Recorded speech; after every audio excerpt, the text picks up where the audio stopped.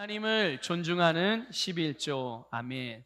여러분, 하나님께서 사무엘상 2장 30절에서 말씀하시기를 이렇게 말씀하셨습니다. 나를 존중히 여기는 자를 내가 존중히 여기고 나를 멸시하는 자를 내가 경멸하리라. 아멘. 여러분, 하나님은 하나님을 하나님 되게 믿고 또 그렇게 하나님을 경외하는 사람들을 존중해 주심을 믿으시기를 바랍니다. 우리가 하나님을 함부로 하거나 아무렇게나 여길 수 있는 그런 분이 아닙니다. 하나님이 물론 당연히 사랑의 하나님이시지만 사랑의 하나님이라고 하여서 그 하나님 앞에 함부로 대하는 것은 마땅한 태도가 아닌 것이죠. 여러분, 우리 서북의 모든 성도님들과 이 시간에 예배드리는 모든 분들은 하나님을 하나님 되게 섬기는 경외하는 성도님들이 되시기를 주님의 이름으로 권면을 드립니다. 성경에는 하나님을 존중하고 또 경외하는 여러 가지 내용들과 모습들이 나옵니다. 그 중에 한 가지가 바로 하나님께 11조를 드리는 것입니다. 혹시 이것을 알고 계셨나요? 하나님께 찬양하는 것, 그러니까 하나님을 존중하고 하나님을 경외하는 여러 가지 모습들이 있어요. 물론 하나님을 예배하는 것도 그렇고요, 또 하나님께 찬양하는 것도 그렇고, 또 하나님께 기도하는 것도 그렇고, 또 하나님의 말씀을 따라서 행하는 것들도 그렇고, 또 어떤 경우는 아주 구체적으로 말씀하신 경우들도 있어요. 손을 들고 찬양할 때 손을 들고 찬양하는 것, 또 뭐 무릎을 꿇고 기도하는 것, 엎드려서 하나님을 높여 이런 모든 여러 가지 내용들과 모습들이 있습니다. 근데 그 중에 하나가 하나님께 11조를 드리는 것이 하나님을 경외하는 하나의 모습이며 방법이라는 것을 말씀해 주고 있는 것이죠. 여러분, 11조는 하나님께서 우리에게 복을 주시는 통로입니다. 또한 우리가 부요하고 형통한 삶을 살 수 있게 하신 영적인 지침이기도 하죠. 그래서 여러분, 어떤 그리스도인들은 11조 이야기를 하면 11조에 대한 말씀이 나오면 별로 그렇게 잘 받아들이지 못하는 분들도 있고, 또 그런 것에 대하여 이거는 뭐 구약의 이야기다, 이미 신약 시대를 살아가는 우리가 뭐 구약에 나오는 율법을 지킬 필요가 있느냐, 이렇게 애둘러 이렇게 합리화하는 분들도 있어요. 그런데 여러분, 그렇지 않습니다. 11조는 율법이 아니에요. 11조가 언제 생겨났습니까? 십계명에서, 또는 하나님께서 시내산에서 모세에게 주신 율법에서 11조를 말씀한 게 아니에요. 물론 거기에도 있지만 이미 십계명이라는 또는 율법이라는 법을 주시기 수백 년 전에 아브라함 때도 11조를 드렸습니다. 이삭 때도 11조를 드렸고 야곱 때도 11조를 드렸습니다. 그러니까 11조를 율법이기 때문에 나는 이제 신약 시대에 살아 율법 시대가 아니라 나는 율법을 지킬 필요가 없습니다라고 말하면서 11조에 대한 말씀을 오해하는 분들이 있다면 여러분, 그 오해를 바로 잡으셔야 됩니다. 예. 그래서 어쨌든 이 11조를 하나님께서 우리에게 주신 여러 가지 이유가 있지만 이 11조에 또한 담긴 여러 가지가 의미가 있는데 오늘 그것들을 정말 정확하게 성경적으로 우리 함께 나눠보도록 할 거예요. 우리가 하나님의 말씀을 따라서 하나님께 11조를 드리는 거는요, 하나님의 말씀과 또 하나님을 존중하고 경외하는 우리 중심이 드러나는 믿음의 행동입니다. 여러분, 오늘 우리가 읽은 이 본문 말씀은 이스라엘 백성들이 가나안 땅에 들어가게 되면 이제 경제활동을 하게 될 것이라는 것입니다. 뭘 한다고요? 그동안은 경제활동이 별로 없었어요. 광야에서 지낼 때는 계속 이동하고 뭘 해야 되기 때문에 뭐 실질적으로 본인들이 정착해서 소득을 얻을 수 있는 그런 기회들이 많지 않았습니다. 그런데 가나안 땅을 들어가게 되면 하나님께서 약속하시고 축복하신 땅이기 때문에 이제 가나안은 이스라엘 백성들이, 하나님의 백성들이 거기에서 정착을 하게 돼요. 그리고 하나님이 주신 씨를 가지고 그들이 뿌리고 심는 대로 이제 거두는 그런 놀라운 축복을 경험하게 되어지는 삶을 살아가게 되는 것이죠. 그래서 가나안 땅에 들어가면 이제 경제 활동을 통해서 하나님께서 그 이스라엘 백성들에게 주신 부요와 형통의 복을 얻게 될 것인데, 그때 재정의 영역에서 가장 우선적인 지침으로 주신 말씀이 바로 이 11조라는 것입니다. 그것이 이제 오늘 본문의 내용이에요. 여러분, 11조는 우리 모든 삶의 공급자이자 모든 재정의 주인이 바로 하나님이시라는 것을 믿고 인정하는 믿음의 고백이기 때문입니다. 그러니까 하나님의 백성들이 자신들의 모든 필요와 모든 축복의 근원이 하나님이신 것을 어떻게 알고 어떻게 인식하고 어떻게 행할 수가 있겠습니까? 그들이 하나님의 말씀에, 그러니까 재정의 분야에 대한 하나님의 말씀하신 대로 그들이 행할 때 그것이 본인들의 믿음을 나타내고 고백하는 행동이 되어지는 것이죠. 이 믿음과 고백에서 모든 경제 활동이 시작될 때 하나님께서 주신 풍성한 복을 얻고 누릴 수 있게 되는 줄 믿습니다. 여러분, 삶의 어떤 영역들에서 믿음으로 사는 것이 잘 안 되는 부분들이 있는 분들이 있어요. 어떤 분들, 그러니까 단적인 예로 늘 자주 드는 예이지만 어떤 성도님들은 치유에 대한 부분은 잘 믿음을 발휘해요. 그런데 재정의 영역에 대한 부분은 믿음을 잘 발휘 못하는 사람들이 있어요. 또 어떤 성도들은요, 재정 분야는 잘 관리를 합니다. 하나님의 말씀으로 믿음을 잘 발휘해요. 믿음을 잘 사용합니다. 근데 반면에 이 치유의 분야에 대해서는 잘 믿음을 사용하지 못하는 성도들이 있어요. 자, 왜 그럴까요? 왜 그러겠습니까? 말씀을 오늘 이렇게 준비하다가 문득 성령님이 그런 계시를 주셨어요. 깨닫게 하셨어요. 그게 뭐냐 하면 하나님의 말씀보다 더 중요하게 갖는 나의 생각이 있기 때문이에요. 어디에? 믿음을 발휘하지 못하는 그 영역이에요. 만약에 치유의 부분에 믿음이 잘 발휘가 안 된다? 그러면 치유에 대한 부분에 대한 나의 생각이 있는 거예요. 그런데 그 생각이 하나님의 말씀보다 더 큰 거죠. 하나님의 말씀과 내 생각이 다른데 자꾸만 내 생각이 더 크니까 내 마음이 어디를 자꾸만 기울고 선택하는 거예요? 더 크게 생각하는 부분으로 기울고 그걸 선택하게 되는 거예요. 반대로 또 재정의 분야도 마찬가지죠. 재정의 분야에도 치유의 부분은 잘 되는데 이상의 재정의 부분에는 자꾸만 믿음을 사용하고 말씀을 따라 행하는 게 자꾸만 좀 어려워. 잘 안 돼요. 그럼 왜 그러겠어요? 재정의 분야에 대한 내 생각이 뭔가가 있는 거예요. 나만의 기준도 있고 나만의 생각들이 있는데 그게 나만의 생각이 있는 게 나쁜 겁니까? 그렇지 않죠. 근데 문제는 뭐냐면 내가 갖고 있고 나만이 가지고 있는 그 기준이 하나님의 말씀과 다르거나 그것보다 더 큰 게 문제입니다. 그러면 거기에는 내 생각이 작동이 되어지고 내 육신의 욕심이 작동되어지고 감각적인 지식이 작동이 되어져서 믿음을 사용하기가 어렵기 때문에 하나님의 말씀이 그들의 삶에서 이루시는 초자연적인 증가와 또는 치유와 또는 형통과 그 복을 누리는데 제한을 받을 수밖에 없는 거예요. 여러분의 어떤 영역이든지 모든 영역들이 하나님의 말씀을 따라 다스려질 수 있기를 주님의 이름으로 축복합니다. 그 말은 하나님께서 여러분의 모든 삶의 영역에 모든 축복을 예비해 두셨는데 그 모든 복을 누리시라는 말씀이에요. 그 모든 복을 누리는 여러분이 되시길 축복합니다. 먼저 우리가 성경에서 나오는 11조의 종류가 우리는 보통 이제 한 가지라고 생각하고 우리는 11조 헌금 봉투 이렇게 하나님께 드리거든요. 그런데 성경을 가만히 보게 되면 크게는 세 종류의 11조가 있어요. 세 종류. 그걸 좀 간단히 이제 아시라고 이제 그거는 말씀을 좀 드려보겠습니다. 먼저는 우리가 일반적으로 생각하는 11조예요. 그래서 그 11조가 뭐냐면 모든 소득, 모든 수입의 10분의 1을 하나님께 드리는 11조입니다. 이 11조는 이스라엘 백성들을 위해서 하나님 앞에 섬기는 제사장이나 레위인들을 위해서 사용되어지는 11조입니다. 다른 지파들, 그러니까 이스라엘의 지파가 몇 개가 있었죠? 12지파예요. 12지파인데 그 다 모든 지파에는 하나님께서 기업을 주셨습니다. 그들이 가나안 땅에 들어가게 되면 이제 그 하나님의 계획과 섭리 가운데 각 지파마다 그들이 정착하고 살아갈 땅을 분배를 받아요. 근데 그 분배받은 땅 거기만 사는 게 아니고요. 그것을 중심으로 어떻게 되느냐? 계속 확장해 나갑니다. 어떻게 하면 확장하게 되겠어요? 여러분 쪼그라들면 확장이 돼요, 안 돼요? 예? 가난하고 막 살기가 힘들고 기술력이 딸리고 군사력이 딸리고 정보가 딸리고 그러면 여러분 이게 확장이 돼요, 안 돼요? 확장이 안 되잖아요. 오히려 줄어들 수가 있죠. 그런데 이스라엘 백성들은 계속 어떻게 돼요? 확장해 나갑니다. 하나님이 주신 기업을 중심으로 해 그것을 시작으로 계속 확장해 나가요.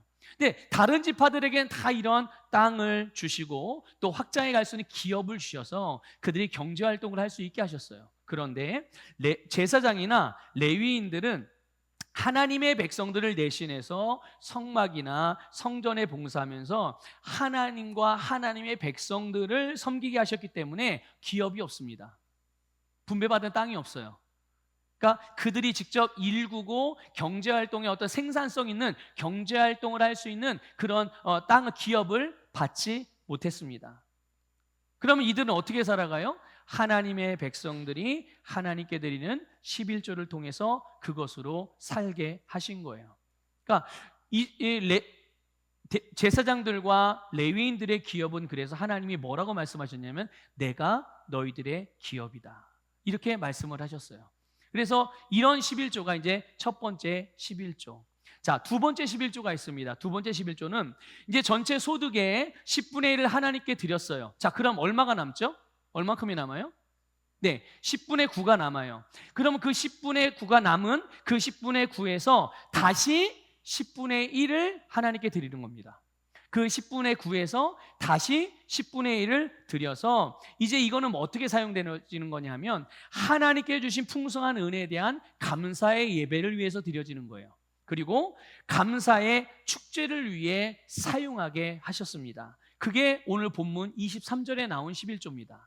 이 두 번째 11조가 본문 23절에 나온 11조예요. 그래서 이것은 하나님의 백성들이 이 두 번째 11조를 중앙성소로 가져와서 모두가 함께 같이 예배 공동체, 그 하나님의 백성의 공동체, 우리 신약적으로 말하면 오늘 우리식으로 말하면 우리 몸된 교회 공동체 모든 성도들이 함께 모여서 주님 앞에 감사 예배를 드리고 함께 우리가 떡을 떼고 또 식사를 나누고 또 간식도 나누고 맛있는 것을 주님 안에서 먹으면서 믿음의 교제를 하잖아요. 바로 그런 것을 위해서 사용되어지도록 하는 11조입니다. 자, 그 다음에 세 번째 11조는 뭐냐면요, 본문 28절에 나오는 11조가 세 번째 11조입니다. 이거는 이제 매년 우리가 두 번째 11조를 매년 드리잖아요. 아까 첫 번째 11조는 뭐라고 그랬어요? 우리의 모든 소득에 대한 10분의 1을 하나님께 드리는 것. 두 번째 11조는요, 나머지 10분의 9에서 매년 다시 10분의 1을 구별해서 하나님께 드림으로 그것을 가지고 온 믿음의 공동체를 위해서 사용하는 데 쓰여지는 거예요. 자, 그 다음 세 번째 11조는 뭐냐면 매년마다 드리는 두 번째 11조, 두 번째 11조에서 3년째 해, 6년째 해, 9년째 해, 이렇게 매 3년째 해 드려지는 11조는 따로 구분을 해놓는 거예요. 따로 저장을 해놨다가 이것을 어디에 쓰느냐, 레위인을 비롯해서 객과 고아와 과부와 같은 이들의 생계를 위해서, 쉽게 말하면 구제를 위해서 사용하라고 하나님께서 그렇게 이 세 가지 11조와 용도를 말씀해 주신 것입니다. 이게 성경에 나타난 11조의 세 가지 종류, 이해가 되시죠? 네, 그러니까 이런 그냥 알고는 계십시오. 그런데 이것도 순서가 굉장히 또 중요합니다. 순서가. 근데 어떤 경우는 이런 경우 있어요. 제가 가끔 그런 얘기들을 들어요. 목사님들을 통해서 미자립 교회들, 경제적으로 굉장히 어려운 교회들이 있잖아요. 그러니까 자립하지 못해서 성도가 많이 없고 또 경제적으로 어려움에 처한 교회들이 있는데요. 가끔 그런 교회들 가운데 어떤 성도님들이 그런데요. 교회에 오셔서 우리 교회는 작지만 우리는 구제도 열심히 하고 어려운 사람들 많이 돕는 게 좋지 않겠습니까? 이러고 말한대요. 그러면 이제 목사님 사모님 마음이 어떻겠어요? 어떻겠습니까? 성도들은 그게 당연히 좋아 보이고 선한 일이니까 목사님에게 권면도 드릴 수 있고 제안도 할 수 있고 그러죠. 또 그것을 우리 교회는 아무리 가난해도 구제를 안 하는 것 같아, 이렇게 또 오해하는 경우들도 있어요. 근데 그런 얘기를 들으면 성도들이 참 많이 모르는구나. 근데 성도들만 모르는 게 아니라 목회자들도 하나님의 말씀을 제대로 모르니까 그거에 대해서 이야기를 못 해주는 거예요. 설명을 알아야 이야기를 해주죠, 본인들이. 그렇죠? 그래야 가르쳐주죠. 가르쳐 주는데도 배우지 않으면 그건 성도들의 몫이지만, 목회자가 가르쳐주지 않아서 성도들이 몰라가지고 무지하게 행하면 그거는 목회자들 책임인 겁니다. 예. 근데 보세요. 순서가 11조가 어디서부터 시작돼요? 11조의 용도가 그 교회의 목회자의 생계입니다. 첫 번째가. 두 번째가 그 교회의 공동체의 그런 필요, 그 다음 세 번째가 그 다음에 구제입니다. 이게 성경적인 교회 안에, 교회 공동체 안에서 사용되어지는 재정의 순서예요. 재정의 순서. 그런데 미자립 교회에서 담임 목사님 사례비도 못 드리는데 생계를 유지하지 못해서 직장을 따로 구해가지고 그걸 가지고 자비량으로 교회를 섬기는 분들도 얼마나 많아요. 그런데 거기에서 교회가 책임져야 될 목사님을 책임지지 못하는 상태인데도 불구하고 그냥 잘 모르는 상태에서 왜 우리 교회는 구제를 안 하냐? 우리 구제를 더 해야 되는 거 아닙니까? 이런 소리를 하고 있으니 얼마나 무지하게 행동하는 일이겠어요. 그래서 우리 서부교회 성도님들은 무엇을 하든지 하나님의 말씀을 따라 행하면 그게 베스트입니다. 아시겠죠? 전통 아니면 다른 사람의 이야기, 다른 교회에서 이렇게 하고 저렇게 하고 아니요. 물론 그게 도움이 될 수가 있겠지만 여러분 그건 절대적인 게 아닙니다. 그리고 비교 대상도 아니에요. 하나님의 말씀을 따라 모든 삶을 살아가시길 바라고 교회 운영도 마찬가지죠. 교회 운영도 하나님의 말씀을 따라하면 잡음이 있을 리가 없는 것입니다. 여러분 하나님의 말씀을 따라 모든 신앙의 삶을 살아가시기를 주님의 이름으로 부탁을 드립니다. 자, 그러면 이렇게 11조가 세 가지 종류가 있다면 이제 이 11조에 담긴 하나님의 뜻이 무엇이냐? 11조의 목적인 것이죠. 여러 가지로 말씀을 드릴 수 있겠지만 오늘 본문을 통해 좀 간단하게 말씀을 드리면 23절에 보면 이렇게 말씀하고 있어요. 내 하나님 여호와 앞, 곧 여호와께서 그의 이름을 두시려고 택하신 곳에서 내 하나님 여호와 경외하기를 항상 배울 것이니라. 아멘. 여러분 이것은 11조를 하나님이 정하신 곳에서, 자, 사람이 정한 곳이에요? 하나님이 정한 곳이에요? 네, 하나님이 정한 곳에서 또 하나님이 정하신 예물로 드리라는 뜻입니다. 그러니까 11조는 근본적으로 인간 중심으로 드려지는 게 아니라 하나님 중심으로 하나님의 방법으로 드려지는 것이다 말씀하고 있는 거예요. 그러면 당시에 하나님이 정하신 곳은 어디였겠습니까? 모든 이스라엘 백성들이 함께 모여서 예배드리는 조금 이게 신학적인 표현으로 중앙성소라고 말하거든요. 그러니까 광야에서는 성막이었잖아요. 근데 성막이 계속 어떻게 됐어요? 계속 이동을 했어요. 성막이 광야에서는. 근데 가나안 땅에 들어가면 성막이 이제 더 이상 이동하지 않습니다. 그래서 중앙에 딱 고정을 시키고 이제 모든 흩어져 있는 이스라엘 백성들이 이제 안식일이면 절기면 다 어디로 와요? 네, 이 중앙성. 그래서 중앙성소라고 부르는 거예요. 이 성소로, 이 성막으로 또 이제 나중에는 이제 성전으로 모여서 예배를 드리게 되는 거죠. 자, 여러분 성소는 하나님께서 임재하는 곳입니다. 하나님을 예배하는 곳입니다. 하나님을 만나는 곳입니다.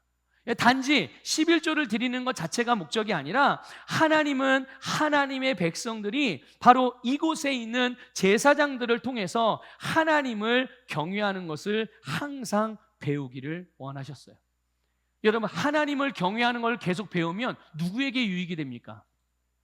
당연히 본인들에게 유익이 되죠. 왜냐하면 하나님과의 관계를 바르게 맺어갈 때 하나님께서 그들에게 약속하신 모든 축복의 약속들이 그들에게서 이루어지기 때문임을 믿으시기를 주님의 이름으로 축복합니다. 그래서 실제로 하나님의 백성들이 하나님을 본인들이 예배할 수 있도록, 본인들이 하나님께 기도할 수 있도록, 본인들이 바르게 하나님과 바른 관계를 맺어갈 수 있도록 그렇게 중앙성소에서 하나님을 배우게 하기 위하여 하나님이 정하신 곳으로 다 가지고 오라고 말씀을 한 거예요. 여러분 항상 하나님을 경외할 때, 하나님과의 바른 관계를 맺게 될 때 그들은 하나님께서 그들에게 주신 가나안의 복을 다 누리는 것뿐만 아니라 그 복을 지속할 수 있고, 그리고 거기에서 끝나는 것이 아니라 확장되고 번성하는 형통의 삶을 살 수 있기 때문인 줄 믿으시기를 주님의 이름으로 축복합니다. 또 본문 29절에서도 말씀하죠. 이렇게 말씀합니다. 그리하면 하나님 여호와께서 내 손으로 하는 범사에 내게 복을 주시리라. 믿습니까, 여러분? 우리가 손으로 하는 모든 일에 하나님께서 복을 주신다고 약속하고 있어요. 하나님의 백성들이 하나님의 말씀을 따라서 그들의 재정의 공급자이자 주인이 하나님이심을 믿고 하나님의 말씀을 따라서 11조를 드릴 때 우리가 손으로 하는 모든 일, 다시 말하면 우리의 모든 경제활동에 하나님의 축복을 약속해 주신 것입니다. 여러분 데살로니가전서 5장 18절 여러분 너무나 잘 알고 계신 말씀이에요. 우리를 향한 하나님의 뜻, 그게 뭐냐? 범사에 감사하라. 믿습니까, 여러분? 근데 감사할 게 있어야 감사하지 않겠어요? 생각해 보세요. 하나님께서 우리에게 감사할 게 아무것도 없는데 감사하라고 하시는 분일까요? 아니에요, 여러분. 하나님은 분명히 우리가 감사할 수 있고 감사해야만 하는 그런 모든 것을 넘치게 주셨음을 믿으시기를 축복합니다. 그러니까 그것을 아는 자들, 그것을 인식하는 자들, 그것을 믿는 자들이 하나님께 감사할 수 있는데, 한 영역, 두 영역만이 일부가 아니라 모든 영역, 그게 범사가 의미하는 말 아닙니까? 범사라는 건 모든 일들과 모든 영역을 말하는 거예요. 그러니까 하나님은 우리의 모든 영역 가운데, 모든 분야 가운데 하나님께서 넘치도록 축복하시는 그 축복의 은혜에 대하여 감사하라고 말씀하고 있는 거예요. 여러분, 우리가 범사에 감사할 수 있는 이유는 바로 이렇게 우리가 하는 모든 일에, 특별히 오늘 주제가 이제 경제활동과 11조에 대한 부분이니까, 우리의 모든 경제활동 가운데 하나님께서 복을 주셔서 형통하게 하시기 때문에 우리는 범사에 하나님께 감사할 수 있는 것입니다. 이것이 바로 우리를 향한 하나님의 뜻입니다. 하나님의 백성들을 향한 하나님의 뜻은 범사가 잘 되는 거예요. 믿습니까? 범사가 형통하는 것이 하나님의 뜻이고요, 그 형통의 은혜를 아는 자들이 하나님 앞에 범사에 감사하게 되는 겁니다. 이것이 하나님의 뜻이에요. 범사에 감사할 수 있도록 하나님의 은혜와 축복이 넘치게 하셨기 때문인 줄 믿습니다. 그러므로 여러분, 그리스도인인 우리는 누구나 한 명의 예외도 없이 그리스도인이라면 모두가 범사에 감사할 수 있는 넘치는 은혜를 받았음을 믿으시기를 축복합니다.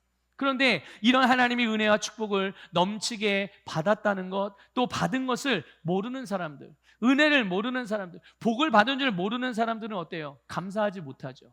계속 쫓기듯 살고, 아니면은 너무나도 그것을 당연한 것으로 여기기도 하고, 또 아니면 우연으로 생각하는 경우도 있어요. 아, 이게 어떻게 돼? 지나보니까 됐네? 이러고, 안 되던 게 시간이 지나니까 됐네? 여러분, 시간이 지나니까 된 게 아닙니다. 하나님의 은혜가 넘치기 때문에 되는 거예요. 믿습니까, 여러분? 네. 그러니까 계속 세상적인 기준이나 다른 사람들과 비교하면서 열등감을 갖고 불평하고 원망하는 이들, 이 하나님의 넘치는 은혜와 축복을 받았다는 것을 잘 모르는 사람들에게서 나타나는 일들이에요. 여러분, 하나님의 은혜는 우리에게 항상 넘치게 부어지고 있음을 믿으시기를 축복하고, 그 은혜의 모든 범사에 감사하기를 주님의 이름으로 권면을 드립니다. 그리고 11조에 담긴 이 하나님의 뜻이 무엇인지 우리는 말라기 말씀을 통해서도 알 수가 있어요. 말라기 3장 10절 같이 읽어볼까요? 함께 읽습니다. 시작. 만군의 여호와가 이르노라, 너희의 온전한 11조를 창고에 들여 나의 집에 양식이 있게 하고 그것으로 나를 시험하여 내가 하늘 문을 열고 너희에게 복을 쌓을 곳이 없도록 붙지 아니하나 보라. 아멘. 자, 하나님께서 하나님의 백성들에게 11조를 드려라 라고 말씀하시고 나서 하나님이 그 다음에 행하시고자 하시는 일이 무엇입니까? 지금 읽은 말씀에 나와 있어요, 그 답이. 네. 하나님의 백성들에게 온전한 11조를 드리라고 하고 나서 하나님이 그 다음에 하실 일이 무엇인가? 하늘 문을 열고 너희에게 복을 주는데 얼만큼 준다고요? 네, 쌓을 것이 없도록 붙는 것이 하나님이 하시는 일입니다. 여러분이 여러분의 창고를 쌓을 곳이 없도록 채우는 게 여러분이 할 일이 아니고, 여러분의 창고를 누가 채운다고요? 네, 하나님이 쌓을 곳이 없도록 채우는 것입니다. 믿습니까? 이것이 우리를 향한 하나님의 뜻이에요. 어떤 분들은 그 이 11조에 대해서, 아니 안 그래도 살기 어렵고 삶이 팍팍한데 하나님께 세금 걷듯이 하나님이 그렇게 사랑의 하나님이라며, 하나님은 전능한 하나님이라면서 이렇게 우리 것을 뺏어가도 되느냐, 이렇게 생각하는 분들도 있어요. 그리고 하나님이 마치 우리를 가난하게 살게 하고 어렵게 살게 한다고 그렇게 생각하고 오해하는 분들도 있죠. 여러분, 절대 그렇지 않습니다. 이것은 정말 말 그대로 오해이고, 오해를 넘어 무지인 것입니다. 여러분 생각해 보세요. 모든 것을 누가 만드셨습니까? 그럼 모든 것의 주인은 누구십니까? 네, 모든 것을 하나님이 만드셨고 모든 것의 주인이 하나님. 자, 그러면 우리가 드리는 11조 액수로 계산해 보면, 우리가 드리는 11조를 액수로 계산해 보면 과연 얼만큼을 하나님께 드려야 그것이 하나님께 의미가 있는 액수가 되겠어요? 한번 생각해 보세요. 하나님이 모든 만물의 창조자, 모든 것의 주인이세요. 그런 하나님께 우리가 과연 얼마만큼의 액수의 11조를 하나님께 드려야 그게 하나님에게 의미가 있는 그만큼의 액수가 되겠냐고요. 우리가 세상의 모든 것을 다 갖다가 팔아가지고 돈을 바꿔서 하나님께 드려도 그건 하나님하고는 별로 상관이 없습니다. 이해가 되세요? 믿습니까, 여러분? 하나님이 우리의 11조가 없으면 일을 못 하십니까? 아니에요. 그렇지 않습니다. 11조는 하나님을 위해 드리라는 것이 아닙니다. 11조는 철저하게 우리를 위해서 드리라고 말씀하신 것입니다. 믿습니까? 여러분을 위해서 드리라고 말씀하시는 거예요. 하나님과의 바른 관계 안에서 하나님께 주신 복을 받을 뿐만 아니라 형통하게 하기 위하여 11조를 하나님께 내어 드리라고 말씀하고 있는 줄 믿으시길 축복합니다. 그 하나님의 우리가 하나님으로부터 받은 복으로 말미암아 얼마나 복받기를, 얼마나 형통하기를, 얼마나 잘 되기를 하나님이 원하시냐 하면요, 여러분, 오죽하면 11조를 통해서 뭐 하라고 그래요? 하나님을 시험해 보라고까지 말씀하십니다. 여러분, 하나님을 시험하면 돼요, 안 돼요? 안 되죠. 성경 어디에도 내 주 여호와 하나님을 시험하지 말라라고 그랬어요. 유일하게 11조와 재정과 관련해서 딱 이 한 부분만, 성경에서 이 딱 한 부분만 하나님을 시험해 보라고 말씀하고 있습니다. 그러니까 이거를 여러분, 우리는 하나님이 저게 돈을 내라고 그래, 이렇게 생각하는 분들도 있을 수 있는데, 여러분 가만히 생각해 보십시오. 아까 말씀드렸잖아요. 우리가 이렇게 하나님께 믿음으로 말씀을 따라서 11조를 내어드리며 하나님을 경외하는 믿음의 행동을 나타낼 때 하나님이 무슨 일을 하신다고요? 하늘의 문을 여시고 우리에게 우리의 창고가 쌓을 곳이 없도록 넘치도록 부어주신다고 말씀하시죠. 이게 하나님의 일이거든요. 그러니까 얼마나 우리가 복받고 복된 삶을 살기를 원하시는지 여러분, 하나님의 마음을 헤아릴 수 있기를 주님의 이름으로 축복합니다. 여러분, 그래서 우리는 이 하나님의 목적과 의도와 뜻에 항상 바르게 반응하는 지혜로운 성도 되시기를 주님의 이름으로 축복합니다. 자, 그러면 이 11조에 대한 그리스도인으로서 우리가 가져야 된 바른 중심과 태도가 무엇인가? 여러분, 24절부터 26절에서 하나님의 백성이며 그리스도인 우리가 11조에 대하여 나아가 하나님께 드리는 것들에 대한 바른 태도를 배울 수가 있습니다. 이스라엘 백성들이 가나안 땅에 들어가면 이제 작은 땅이 아니거든요, 가나안이요. 그리고 광야에서와 같이 성막을 중심으로 사방 근거리에만 사는 것이 아니었습니다. 중앙성소는 있지만 이제 지파별로 분배받은 땅에서 흩어져서 살게 됐어요. 그리고 딱 그만큼만 사는 게 아니라 흩어져서 살지만 계속 어떻게 돼요? 계속 그들의 사방으로 확장해 나아가게, 그렇게 확장해 갔어요. 그런데 이제 안식일을 비롯해서 절기가 되게 되면 이제 모두 다 어떻게 해야 돼요? 하나님께서 정하신 곳으로, 중앙성소로 다 와야 되는 거예요. 그런데 아니 이제 흩어져 살다 보니까 멀리 사는 사람들도 있을 거 아니에요. 멀리 사는 사람들도 있는데 그들이 각자의 11조를 하나님께 드리기 위해서 이제 중앙성소로 와야 돼요. 자기의 소산물을 가지고 오고 소출을 가지고 오고 가축들을 가지고 오고, 그래서 이것을 가져와서 다 운반해가지고 하나님께 드려야 되는데 너무 멀리 살다 보니까 이게 운반이 용이하지가 않은 거죠.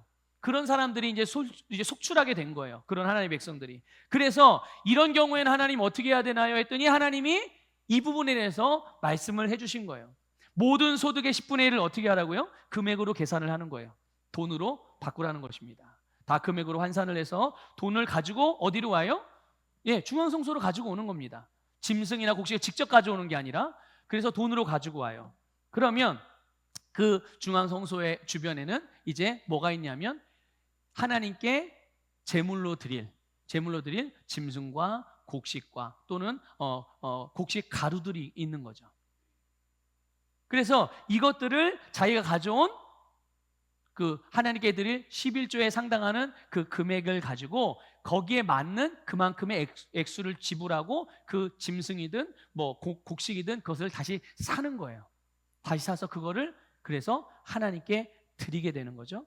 그리고 와서는 어떻게 합니까? 그 권속이 다 같이 함께 모여서 어떻게 하라고요? 하나님 앞에서 기쁘게 먹으며 감사하라고 말씀하고 있는 거예요. 자, 그런데 바로 여기에 하나님께 드리는 이 11조와 봉헌물에 대한 아주 중요한 메시지가 담겨 있는 거예요. 그게 첫 번째가 뭐냐면 하나님께 드리는 모든 11조를 비롯해서 모든 봉헌물은 어때야 되냐면 완벽해야 됩니다. 흠이 없어야 됩니다. 믿으십니까?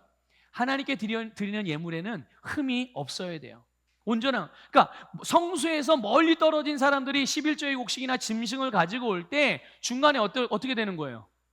시들 수 있고 병들 수 있고 약해질 수도 있는 거예요. 심지어 죽을 수도 있는 겁니다. 죽을 수도 있는 거예요.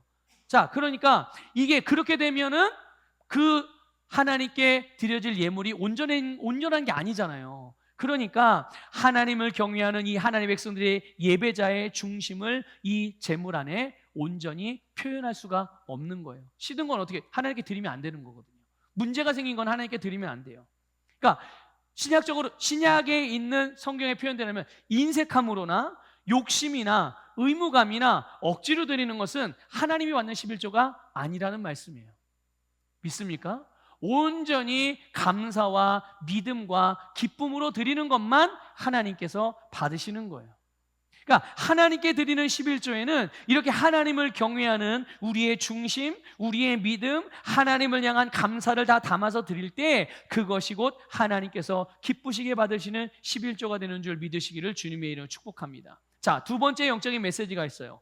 하나님께서 우리에게 주신 삶은 풍성함이라는 것입니다. 이것을 믿으십니까? 하나님께서 우리에게 주신 삶이 풍성함, 그러기 때문에 감사로 드리는 겁니다.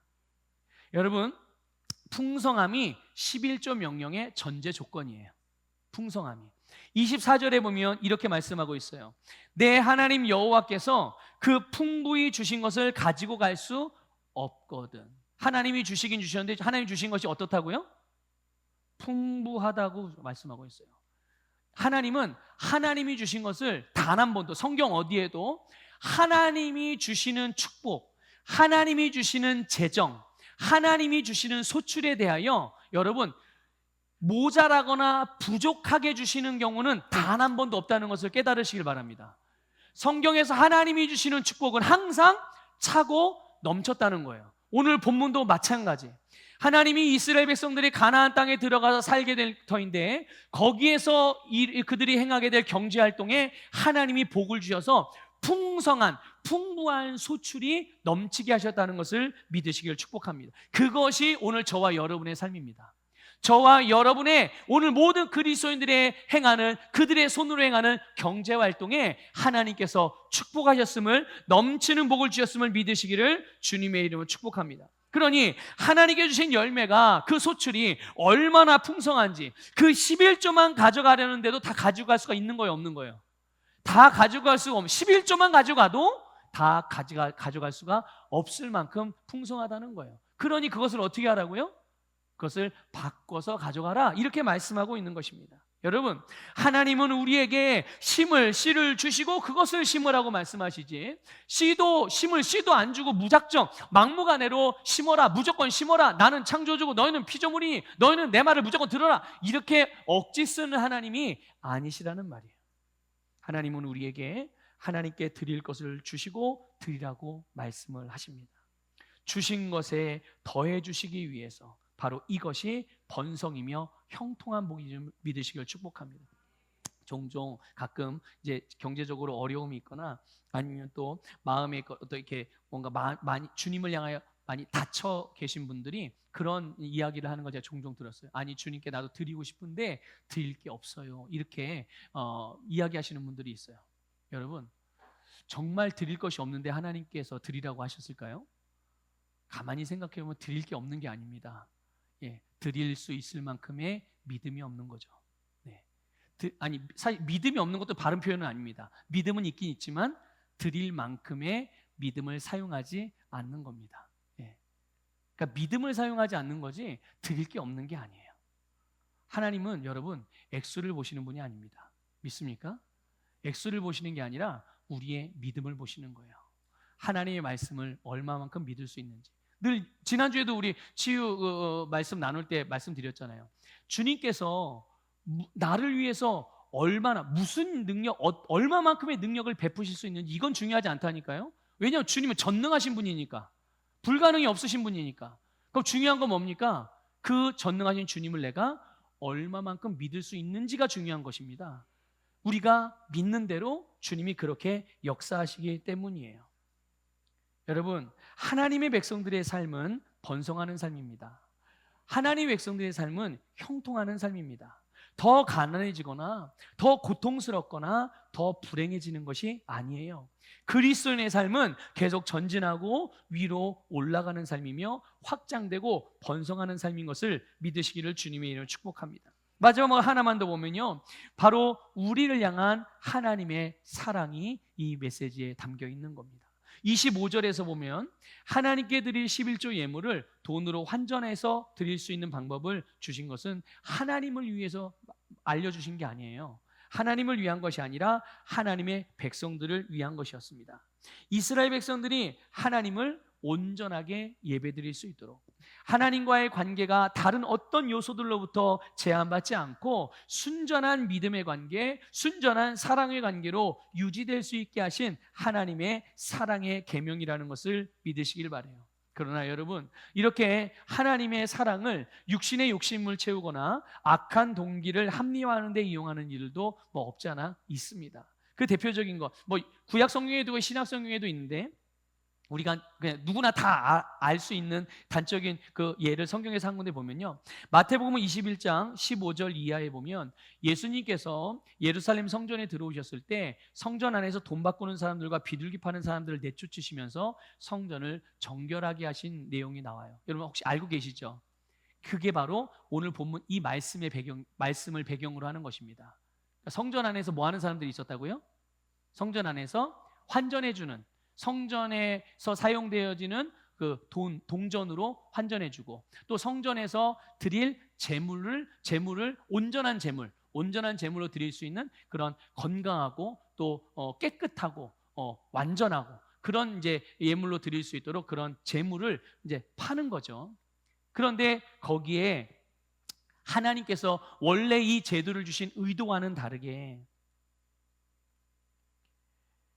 하나님을 향한 바른 예배, 바른 관계를 위해서 만들어진 이 제도를 자기들의 욕심을 채우기 위한 방편으로 삼는 이들이 있었단 말이에요. 그래서 하나님의 뜻과 말씀과 의도와 다르게 행해지는 모든 종교 행위를 예수님이 바로 잡으신 거예요.